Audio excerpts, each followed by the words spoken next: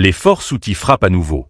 Cette fois, c'est un drone américain MQ-9 Reaper qui a été abattu au Yémen. Un appareil de haute technologie, symbole de la puissance militaire américaine, neutralisé par des systèmes de défense aérienne Houthis. C'est le deuxième en seulement 72 heures.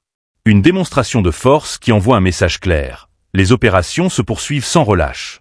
Pour ne rien manquer des prochaines actualités stratégiques au Moyen-Orient, abonnez-vous et partagez cette vidéo dès maintenant. Pour ceux qui suivent de près la situation au Moyen-Orient, cette annonce marque une escalade significative dans le conflit. Le porte-parole des forces armées Houthis, Yahya Saree, s'est exprimé sur la chaîne Al Mazira, confirmant que la destruction de ce drone entre dans le cadre du djihad sacré en soutien à Gaza. Selon lui, les Houthis n'ont qu'un objectif, mettre fin à l'agression israélienne sur la bande de Gaza et lever le siège imposé à la région. Tant que ces conditions ne seront pas remplies, les attaques se multiplieront. Le drone abattu, un MQ-9 Reaper, est l'un des fleurons de l'armée américaine.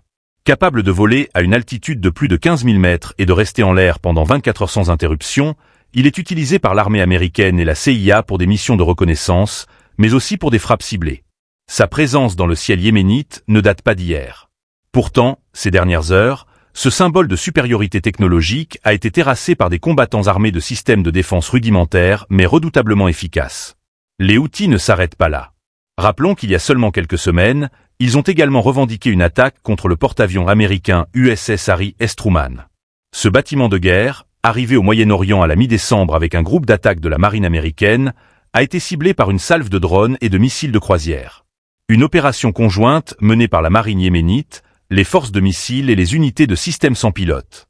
Cette offensive, qui aurait mobilisé une importante flotte de drones kamikazes, est perçue comme un tournant stratégique dans le conflit. Face à cette montée en puissance des Houthis, la question se pose, que compte faire Washington?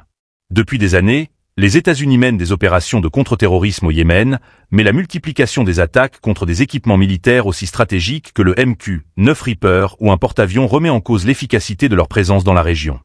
Sur le plan symbolique, chaque drone abattu est une victoire revendiquée haut et fort par les Houthis. Il s'agit pour eux de démontrer qu'ils peuvent défier l'une des plus grandes puissances militaires mondiales. Une guerre asymétrique où la stratégie prime sur la technologie. La destruction de ces drones illustre une capacité à riposter là où on ne les attendait pas. Le Yémen, longtemps perçu comme une simple zone de conflit marginalisée, devient progressivement un terrain où se jouent des enjeux bien plus globaux.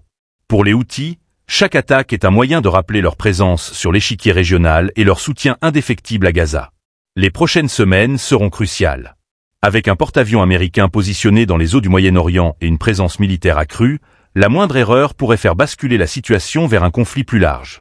Reste à voir si les États-Unis ajusteront leur stratégie ou continueront à encaisser ces coups symboliques. Pour l'heure, les Houthis semblent déterminés à poursuivre leur campagne. Leur message est limpide. Chaque jour qui passe sans solution politique, sans fin du blocus sur Gaza, alimente leur détermination à poursuivre les hostilités.